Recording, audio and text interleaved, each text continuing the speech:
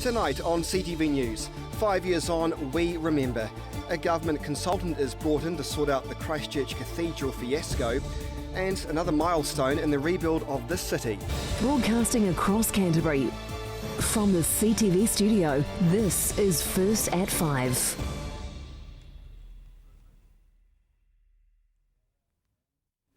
Good evening, welcome to CTV News, now streaming live every night at ctv.co.nz. Well, today marks 5 years on since the first earthquake that woke up Canterbury, where the quakes changed many lives in the region forever. Luckily, on that day, no one died. But the memories of the damage and destruction live on.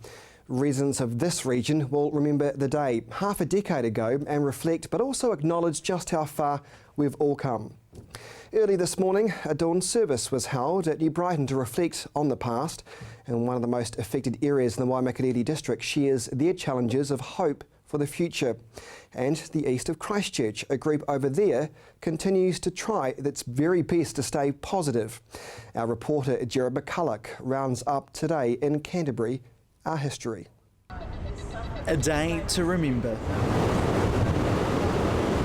About 200 people gathered on the shores of New Brighton Beach to remember the first of the big shakes to hit the region. The dawn ceremony looked back on this day 5 years ago, as well as looking forward as the city continues to rebuild. A special gathering for reflection. 5 years, it's a big milestone for us in our lives. Nobody's been left unchanged by this. I'm certainly not the same person I was 5 years ago. We've been on one hell of a journey, really. But yeah, it was good to have the sun rising in the background, and it makes you feel like, you know, it's a new day, and we've got some hope ahead of us. The ceremony was attended by Mayor Leanne Dalzell and Associate Earthquake Recovery Minister Nikki Wagner, both Waimakariri and Selwyn mayors, looking back on the impact the quakes had on all the communities. And there was just nothing where, you know, people could just come along, you know, and anyone could come along that wanted to. And so we thought, well, why not go to the beach and watch the sunrise and see a new day? The September 2010 earthquake struck at 4:35 a.m. The epicentre was in Darfield, a shallow one of just 10 kilometres. There was no loss of life. Also present were the men and women from the New Zealand response team. Very interesting. It was very, good community spirit around here. He says today is a time for his team to look back at what they've achieved. We know a lot more about what goes on now and how things are supposed to work and how to help people than we were last time. So it's a good learning experience for us. Although this one was the most shocking for me, you know, the wake-up call as it were, I was out here in New Brighton when the February 22nd earthquake hit, and but of course, you know, I think the 5th anniversary of that earthquake is going to be very, very, very hard for a lot of people. After the proceedings, those watched on as the sun rose from the east, beginning another day. And another day of recovery, 5 years on. Today, north of Christchurch, it was also a day to remember as the rebuild continues. So there's been a lot of rebuilding going on, and it's been a hard time, but on the other hand, it's a time when our council has tried to, and our business community has tried to say, well, okay, we've got an opportunity here, let's come back and have it better than it was before. The September earthquake saw much damage to the townships in the area. Like many areas around Canterbury, the rebuild is an ongoing process. I think our major building projects are still in the two town centres in Kaiapoi and Rangiora. There's still some work to be done there, but that's all programmed. Another thing is the Kaiapoi Wharf area. That's still not finally nailed down, but it's we're working on that. The biggest unknown is the residential red zones. But he says they've come a long way in 5 years. The next 5 will tell. Well, I think it's pretty exciting, actually. The towns are in the process of changing, and they're going to look very different in a couple of years' time. And I think they're going to be great places to shop, and they'll become destinations in themselves. Back over in the east, the Wainoni Avonside Community Services Trust paid tribute to the 5 years through song. The insurers cry, oh my, oh my.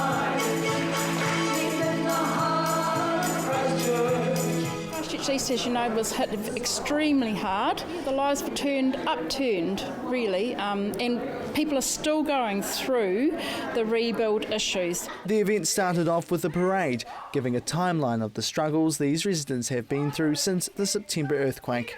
The purpose of the last 5 anniversaries we have had is to give people new memories for the day, rather than that frightening awakening we had on 5 years ago. So yeah, just new memories, and people say, and I've heard them go home saying, "Oh, wow, that was good. I got new memories for today." And if we've done that, that's the job done here.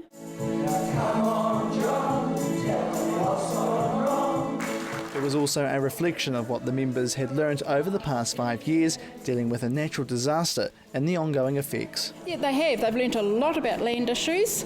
They've learnt a lot about building, But some of these ladies, I work with predominantly women here on their own, widows, so that's the first time they've actually had to go into the field of rebuilding their home.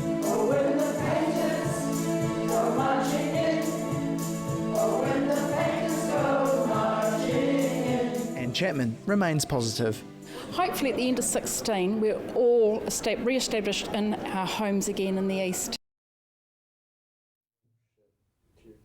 And independent consultants will be brought in to help the Anglican Church negotiate plans for the future of their earthquake-damaged cathedral.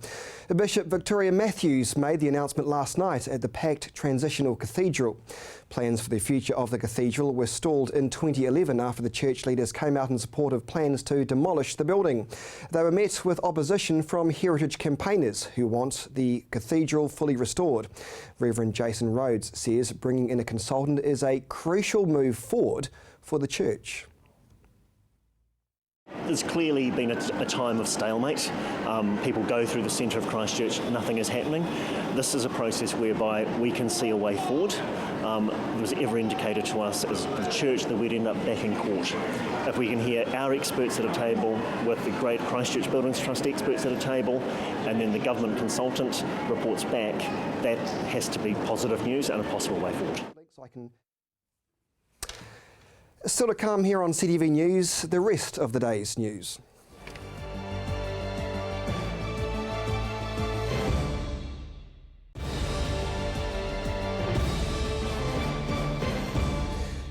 Welcome back to CTV News. A milestone for the Coastal Pathway, opening its second stage today.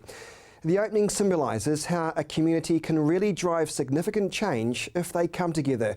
Chelsea Daniels reports. Bicycle, bicycle, bicycle. I want to ride my bicycle, bicycle, bicycle. I want to ride my bicycle. I want to ride my bike. I want to ride my bicycle. Forward progress and a celebration for coastal Christchurch. Oh, it's fantastic. So I was here for the opening of stage 1, and so stage 2 is just some more progress. And of course, being the 5th anniversary of the first of the Canterbury earthquake sequence, it's pretty special and great to see the community come together. The next stage of the community-driven project was open today. When the pathway is fully complete, it'll span from Sumner to the Avon River precinct in the central city. The pathway struck a bit of a problem earlier this year, with Coastal Pathways missing out with extra funding from the government in a round of Crown cash. The Christchurch City Council backed the community project, extending $10 million towards the feasibility and cost of the project, with the number of donations from organisations and private sponsorship and fundraising from the public. It is symbolic, but it's actually more than that, because this is the true example of collaboration and partnership where the communities organise their own group, the Coastal Pathway group. They have really advocated, planned, lobbied, done all of the hard yards, and then they've got a partner on board like Fulton Hogan who, through payment in kind have made a huge contribution to make this happen. One of the city's construction companies jumped on board, leading the way for the local project. We were here before the city, before the earthquake. Great to be involved, and we'll be here long after. And these projects are just fantastic for the people. Our kids can come and use, which is great. So now it's time to get on your bike as they pedal to the next stage of the project.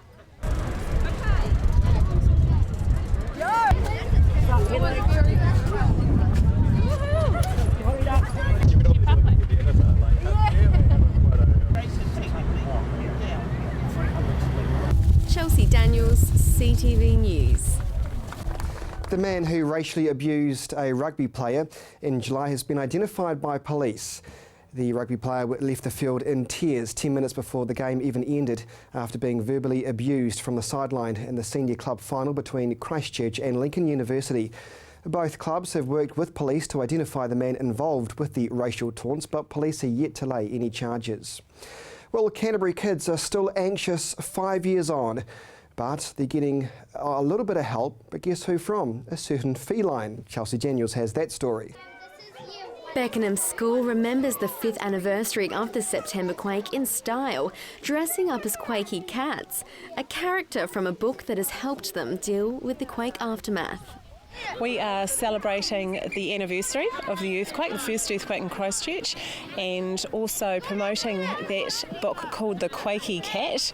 And the children have come along and they've dressed up in cat outfits, all orange. Quakey Cat was created in order to bring comfort and cheer to the brave children and their families.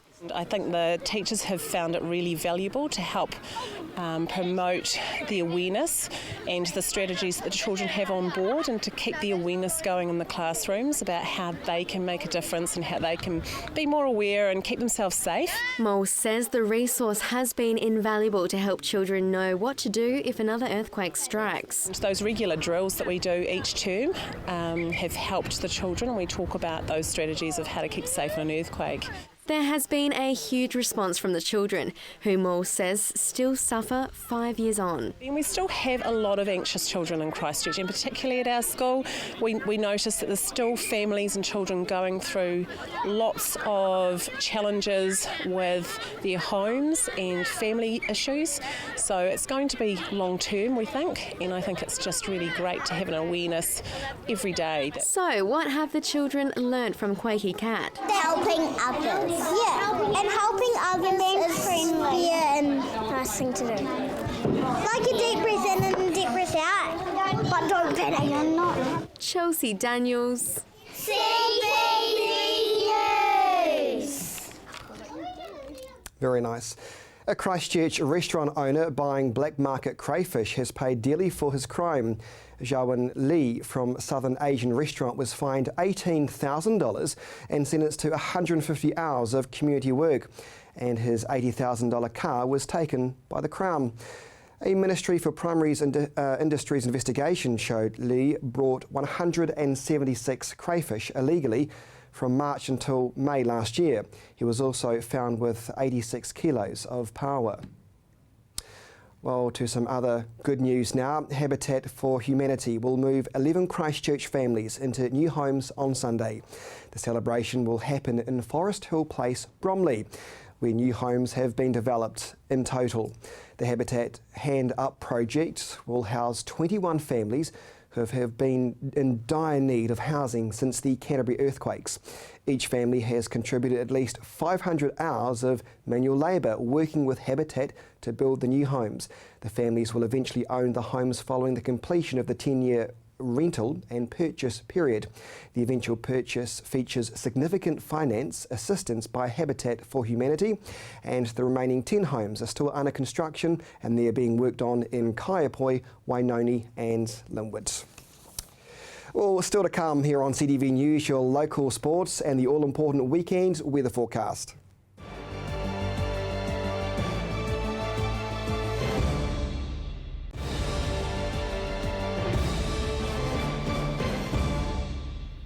Welcome back to CTV News. Now here's Gordon Finlater with a preview of the weekend sporting action.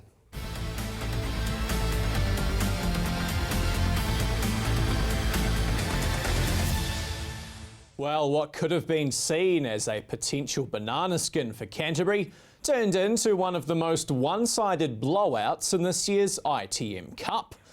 Taking on Manawatu and Palmerston North, Canterbury seized the early initiative and never looked back. The home side were guilty of failing to show up at all, as they put in what can only be described as a lacklustre performance. It took less than 60 seconds for the Cantabs to get on the board, with fullback Mitchell Suckling grabbing the first try of the night. 2 minutes later, and Canterbury were in again as the Manawatu defence was split in half, Mitchell Drummond finishing off a great team try.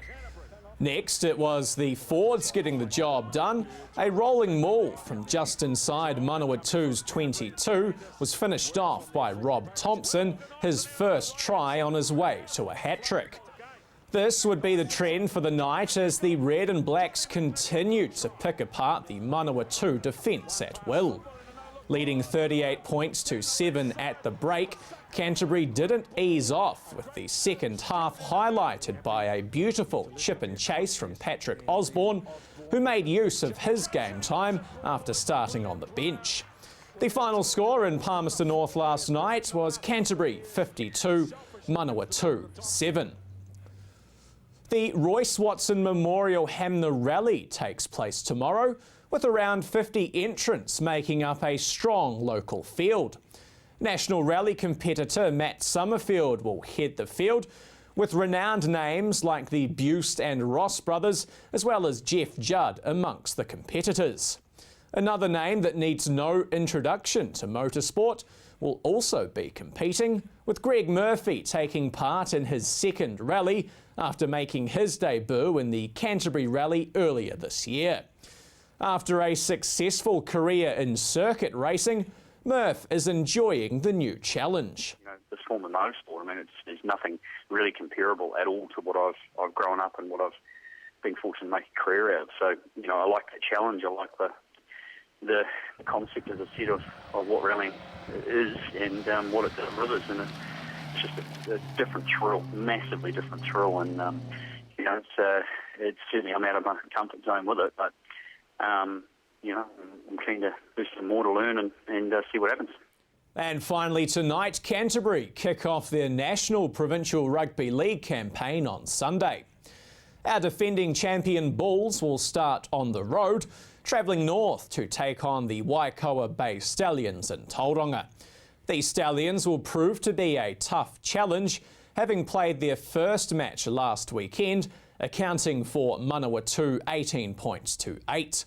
Well, you're up to date with the latest in local sport. I'm Gordon Findlater for CTV Sport.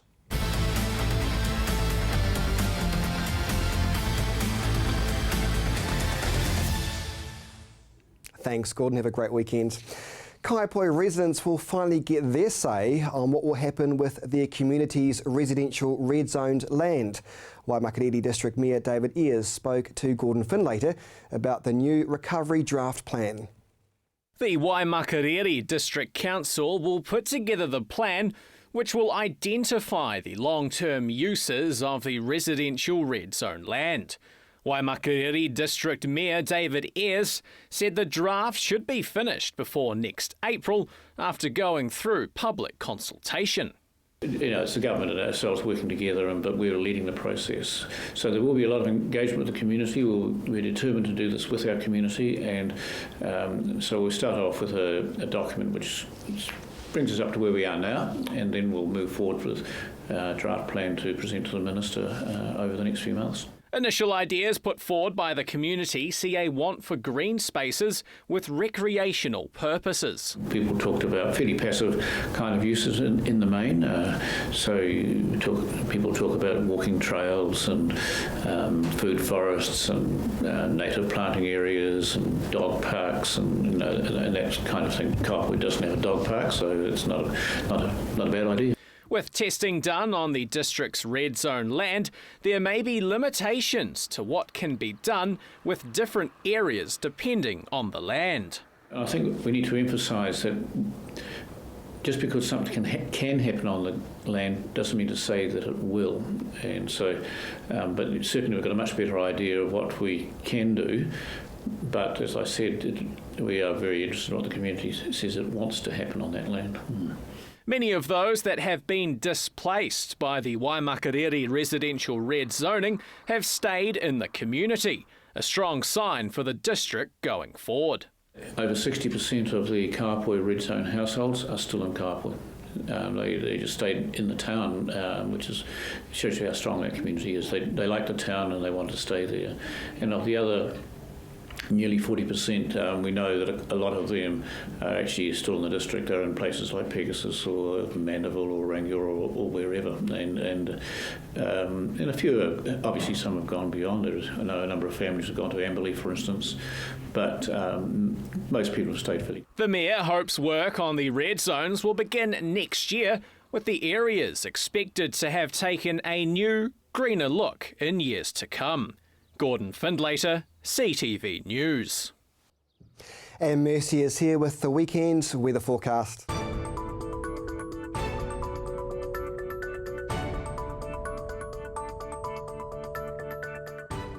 Kia ora, Canterbury. Well, this morning it was quite mild. However, we did see those southwesterly winds come through today, cooling down the temperatures and bring a brief rain with them. Today's highs for South Canterbury, 9 degrees for Timaru and 8 degrees there for Twizel. Central Canterbury, Christchurch, you were on 10 degrees today. A little bit warmer though for Akaroa and Darfield on 11. 12 there for Leeston and Ashburton, and 10 degrees for you, Methven. Heading further north, it was a bit warmer up here today. 13 degrees for Kaikoura and Culverden, 12 degrees for Hamner Springs, Cheviot and Amberley, 11 there for Rangiora and 10 for Oxford. 7 degrees today for Lake Tekapo and Arthur's Pass. Tomorrow's weather for Timaru, your Saturday is mostly fine in the morning. However, those northerly winds, they'll be turning southerly and bring a few showers with them. Could be a little bit of hail in the evening also. Ashburton, watch out for that hail for you too. 15 degrees for your high during the day, but it will be getting a lot colder than that Saturday night. And over to Christchurch, we could be seeing snow to low levels to the 400 metre mark Saturday evening, and hail as well. Kaikoura, also watch out for the white stuff to low levels. Your high during the day though, 14 degrees and 3 for your morning. The rest of the Canterbury region can also be prepared for potential hail Saturday evening. Rain in the afternoon there for South Canterbury, and 14 degrees for Temuka. Central Canterbury, you can also expect these northerly winds here to turn southerly, particularly later on in the afternoon and evening. 14 degrees though is the high for Akaroa and Leeston. Heading further north, we could also be seeing a bit of hail and maybe snow to low levels for some places here. 12 degrees though is your high during the day for Cheviot and Culverden, and 13 for everyone else. Snow, snow, snow for the Alpine region, and just 2 degrees for Arthur's Pass. Sunday is also looking chilly. We're seeing 7 degrees for most places here as your high during the day. We could be seeing a few wintry showers and snow in the Port Hills for Christchurch and the foothills for Kaikoura. Monday, mostly dry and fine. However, those southwesterly winds, they're really hanging on and cooling down the temperatures on Monday. The rest of the Canterbury region on Sunday can also expect a very cold start, particularly for Eubanks Peninsula. You could be seeing some very cold wintry showers with snow lowering to 200 metres. And as we flip over to Monday, mostly dry and fine for most of the Canterbury region with those southwesterly winds. However, places on the coast and Banks Peninsula could still be some hang-on wintry showers for you guys. So your weekend, if you've got any jobs that you need to get done outdoors, then I suggest you do them Saturday morning while it's still fine. We are expecting that wintry, blustery blast coming through Saturday evening, so get your merinos handy. And I hope you have a fantastic weekend, and we'll see you back here on Monday.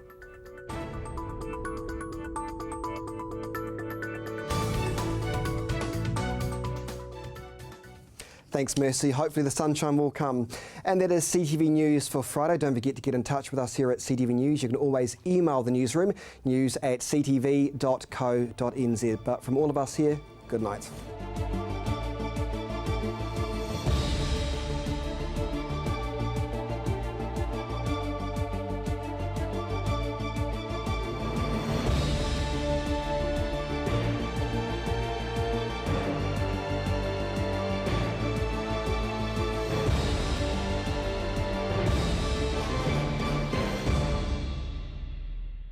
Supporting local content so you can see more of New Zealand on air.